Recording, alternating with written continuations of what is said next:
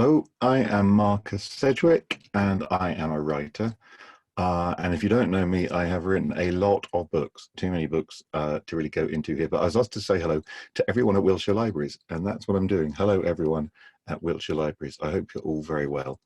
Um, as I said, I've written a lot of books, and I'm going to just mention two or three of them in the time that I'm here.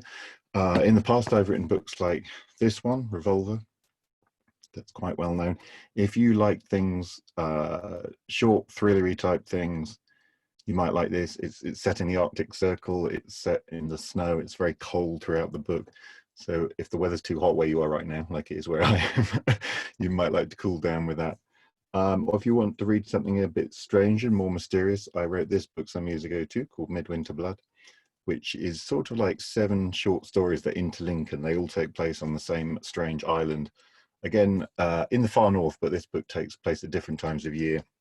Some of it in the summertime, some of it in the winter time. But I'm going to mention my most 2 recent books. And first of all, there's this book that is lurking over my shoulder and I have a copy of here. And it's called Voyages in the Underworld of Orpheus Black. And if I take my fingers off it, you can see there are 3 names on the front cover.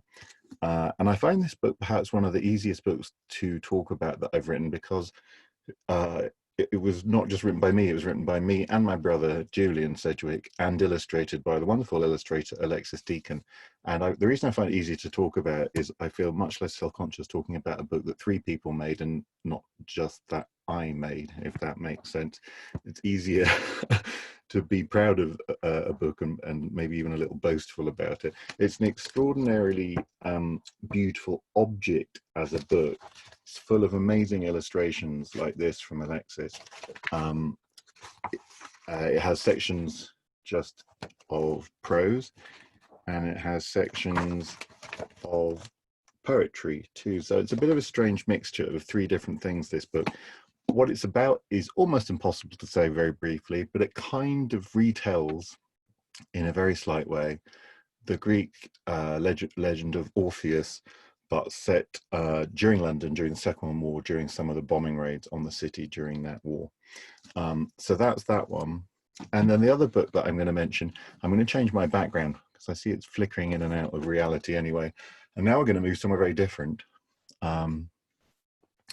Here I am, sort of, now, in the desert in Arizona, which is the setting for this book that came out last year, this year in paperback. It's called Snowflake AZ or Snowflake AZ or Snowflake Arizona. I haven't actually decided what you're supposed to call it. And bizarrely, although this book was published originally in October last year, long before we'd heard of something called COVID-19, it's about people living in isolation due to global sickness. So if you really want to read more about that kind of stuff right now, not in the way you're thinking perhaps, not in the way that we've been affected by the coronavirus, but in a different kind of way, in a very real kind of way. And it's the story of a young person called Ash who goes to visit their brother out in the desert where he's living. And then things start to develop from there. So anyway, there's a few of my books. I hope you are all well and safe. I personally I had a very fortunate experience where we live out here in the French Alps. There are some cases of the virus, of course, but it's easy to stay very remote, and we live very remotely anyway. So really my life hasn't changed that much. I live alone with my wife, alone. On a mountainside. We go out once a week to do some shopping, and that really hasn't changed very much. But I hope wherever you are safe and well. And above all, I hope that you are reading, because whatever your situation you're in life, reading always makes things better. Okay, all the best. Thanks very much for having me. And as I say, keep reading. Bye.